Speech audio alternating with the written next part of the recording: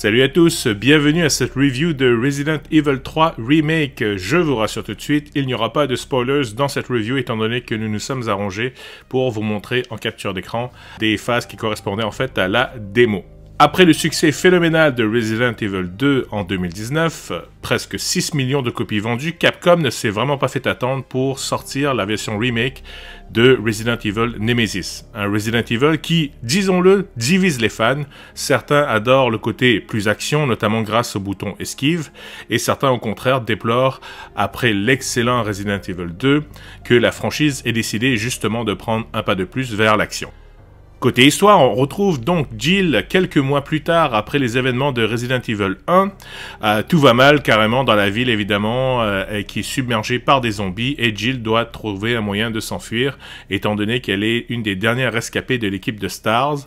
Elle est constamment pourchassée par le principal ennemi du jeu, donc le Nemesis, qui est un peu une espèce de croisée entre le Tyrant de Resident Evil 1, Mr. X de Resident Evil 2 et il y a même un petit côté Terminator. Pour ce qui est de la présentation du jeu, c'est vraiment un jeu qui est sublime. C'est une des raisons pour laquelle nous avons décidé de ne pas montrer du nouveau footage par rapport à la démo, car le jeu mérite vraiment d'être découvert par le joueur lui-même. Je vous conseille donc fortement, si bien sûr vous le pouvez, d'essayer de jouer ou de vivre les premières minutes de l'intro vous-même.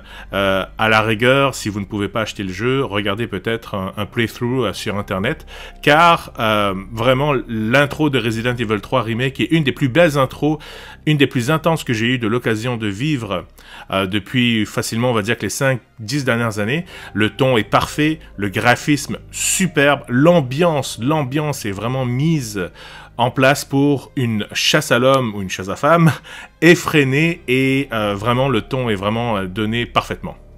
La grande nouveauté au niveau du gameplay, bien sûr, pour ce Nemesis Remake, c'est le bouton esquive, qui est très pratique lorsque vous voulez éviter les attaques de proches de vos ennemis.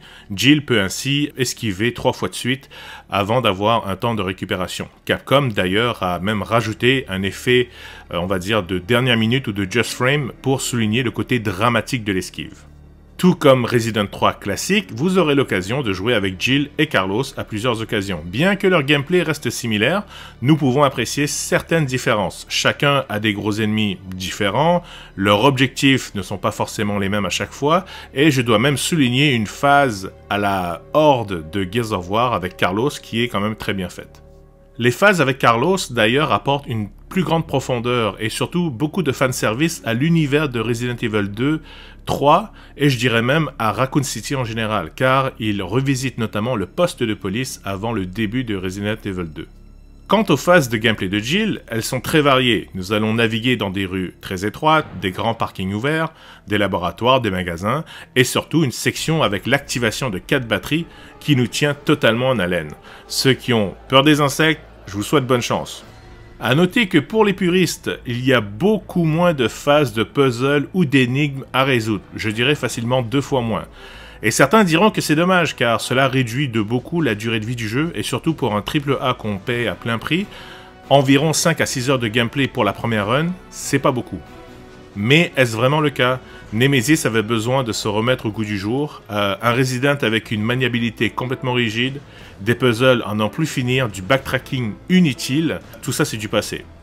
D'ailleurs, nous avons trouvé le nombre de puzzles ou d'énigmes à résoudre très bien dosé dans cet épisode.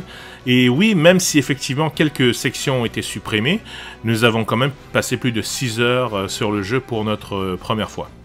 Alors, vous l'aurez compris, le jeu nous a beaucoup impressionné, même s'il partait d'une excellente base avec Resident Evil 2 Remake. Va-t-il plaire à tous? Très certainement à ceux qui découvrent Nemesis pour la première fois, ceux qui ont aimé Resident Evil 2, ils vont vouloir essayer le 3.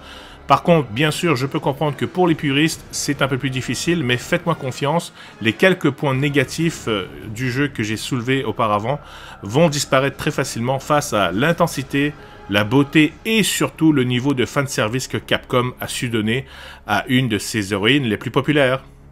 Ah oui, je voulais dire aussi, il y a aussi le mode multijoueur, mais ça tout le monde s'en fout, c'est assez pourri. Merci tout le monde, ciao!